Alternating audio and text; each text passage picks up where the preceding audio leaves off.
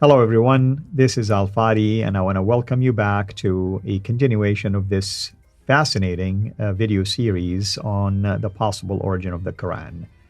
Today, we are actually going to take a look at allegedly the originator of the idea of collecting the Quran, and we're talking about Umar, who became, according to the standard Islamic narrative, the second caliph among the righteous caliphs of Islam after Muhammad. The traditions say that he was the one who prompted Abu Bakr to collect the Quran for the first time. It was his daughter Hafsa, that happened to be one of the wives of Muhammad, that preserved that copy. But there are also holes in this particular narrative. However, I will interact right now with our guest concerning that, because he's going to bring in even another angle that might be foreign to many of you. I may even get surprised by some of the stuff that he might be sharing.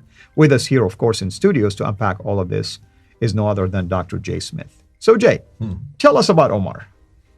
Right. And I want to say something before we even get into this. And this is all what we call green papers. What do I mean by that? A green paper is what they use in Britain when the government wants to put something out there to see what people think. There's also what they call white papers, but the green papers are the first initial material they put out there, and they try to get a reaction to see whether or not this makes sense. And in some ways, that's what we're doing with this new material. We're not sure yet how it happened, because we don't know really where the Quran came from. But we now think we are starting to get some ideas of where it could have come from, and we need to connect the dots. That will probably take another 2 or 3 years before we do that. But nonetheless, in 2022, what are we saying? What are we looking at? Well, in 2022, this is what we know. So I'm putting the date there. So if in 2024 and 2025, Jay, you said this. Or Al-Fadi, you said this. You're changing your story. Yes, we're going to have to, depending on what the evidence shows. Yep, that's scholarship. We need to go back to the 7th century, and that's what we've always done. We always want to go and find out what was happening in the 7th century. And in the 7th century, we do have a man named Umar. Now, don't get confused with Umar the Caliph. That's not Umar the second Caliph, that the standard Islamic narratives. In fact, the standard Islamic narrative Umar lived way down in Medina. This guy did not live in Medina.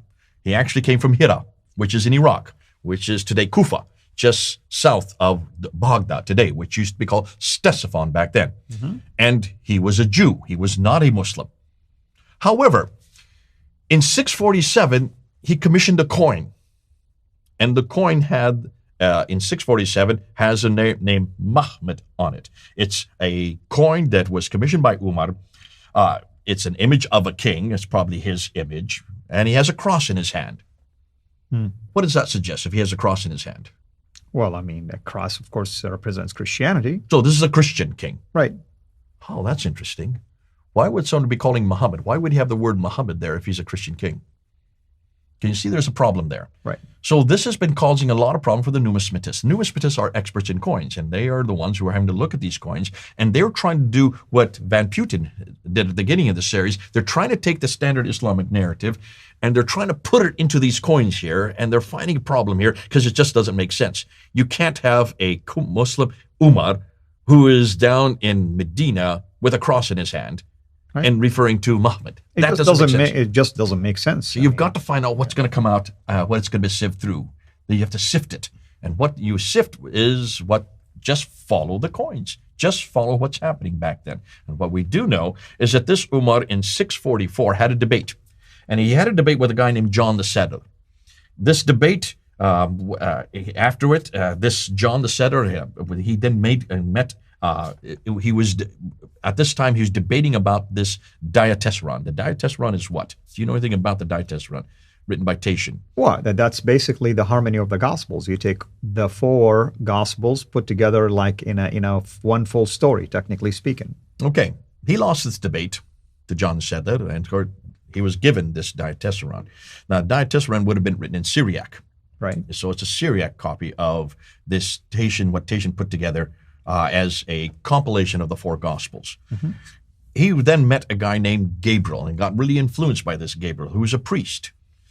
He comes into Jerusalem and conquers Jerusalem in 638. Now, that's all historical. That's very well known. Sophronius is the bishop there. He wants him to go to the Church of the Sepulchre and pray with him as the conquering hero. And he says, no. I don't want to desecrate because I'm a Jew. It wouldn't be good for me going to this. So what does he do? He goes right up to the Temple Mount. Ooh, that's interesting. Well, for a Jew, that's very important. Because of course. Why would that be important for a Jew? Well, the Temple Mount represent a whole lot of things. I mean, place of sacrifices, Holy of Holies, and many other things. He wants to basically go back to where David's temple was, which is on Mount Moriah, which we now know as Marwa and Safa. Marwa is where the Dome of the Rock sits. If you want to look at where it is today, it's where the Dome of the Rock sits. But remember, the Dome of the Rock was not built until 691. So we're back in 638. He goes and he builds a structure there. He and Gabriel get along really well. In fact, he gets very influenced by Gabriel, this priest. And Gabriel gives him a book. And he gives him a part of this diatessaron, this Syriac text.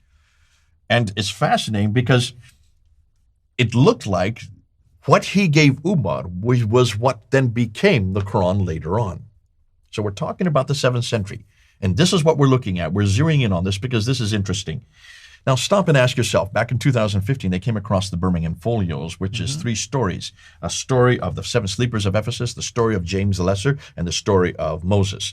Right. Those 3 stories, 33 verses, are really from the 7th century. They're written in Arabic. They are written without any dots and no harakats and no ijams, no dots or vowels. So these are the in ancient tense. And, of course, into the dating of the carbon dating, radiocarbon dating, they would go from 568 to 645. So that's about the time of Muhammad. So it's about the time of what we're talking about, because that would cover what Umar is doing. That would cover the same time period that Umar. It could be that these very 3 stories were part of that nascent text. Right. But they're nothing to do with the Quran, are they?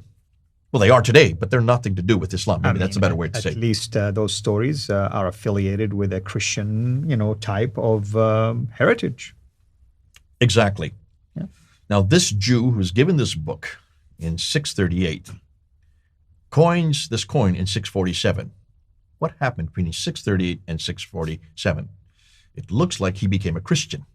Looks like he was converted.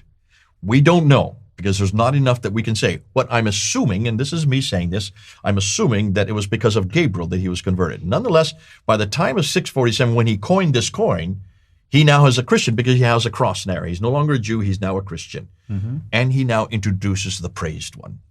Who do you think the praised one would be in this context? Well, in this context, it doesn't sound like it's Muhammad. We're talking about a different person. It looks like it is possibly Jesus Christ. I'm assuming this is the praised one. They're referring to the person of Jesus Christ. And from a Christian standpoint, it makes sense. It makes sense. Yeah. So this happens in 647. Now, let's now turn to the 9th and 10th century when you get to the standard Islamic narrative. What does the standard Islamic narrative say? This Muhammad receives a text from Gabriel. That's right, which is an angel. And who is the Gabriel in the 7th century? He's a priest. The one you mentioned is a priest. His name is Gabriel as well. Right. But this priest in the 7th century gives a text to Umar, a different person, who refers to himself as, or refers to Muhammad on this coin. Can you see they've taken what was probably an original story, which did exist and has been passed down, had been recounted orally over the centuries, because now we're into the 8th century, going into the 9th century. So 200 years later, the story about Gabriel, the priest who gives this book, the Diatessaron, to this conqueror of Jerusalem, whose name is Umar. Mm-hmm. Now that becomes to, instead of a priest who is Gabriel, it becomes the angel who is Gabriel, who then gives the text to the new Muhammad, the 9th and 10th century narrative, the standard Islamic narrative Muhammad. And that Muhammad doesn't live in Jerusalem. He lives in Mecca and Medina, way down in the Hijaz, mm-hmm. when we know that there is no Mecca that early. Medina, yes, it was called Yathrib. So even the name is wrong, and the place is wrong. This is what we're starting to see. We're starting to see kernels of truth that are there in the 7th century that are then embellished and changed, using sometimes the same name, and introduced as another narrative by the 9th and 10th century. Hold on to that, because that's going to become important as we now move into the next episodes. One last question before we wrap this up. Someone might ask, so where did we get this information from about the Umar and the priest Gabriels? I want you just to reiterate it one more time for people to know that there are sources that you're basically referring Oh, these are all sources well known. These are sources from, these are the documents that are written. This is in Robert Hoyland's book, Got it. Islam as Seeing Islam seeing as other others side. as other Sodomites, looking outside of the tradition and seeing what we really know from the 7th century. Now, what Robert Hoyland did in 1997, he took all the stories that existed in that area that are from the 7th century and the 8th century, not from the 9th and 10th century. He wanted to see what actually was what we have on the ground. This story is in his book, on Hoyland's book that came out in 1997. And that's a very scholarly book, of course. I mean, we're not talking about just mediocre amateur writing. It's here. a treasure trove. Absolutely, absolutely. I have it on my shelf. So that's great. Thank you so much, brother. Next time, I guess we are going to start to venture into the rasm and the dotting and the vowel markings and so on and so forth. Now we're going to move into the 8th century and say what happened then with that original text. What then went wrong? To assist in reading it, actually. There you go. Yeah. Well, everyone, hopefully, you've been tracking along with us, and hopefully you have been enjoying everything that we presented to you. As always, we welcome any of your comments and interactions with us. Until we meet again next time, have a blessed day.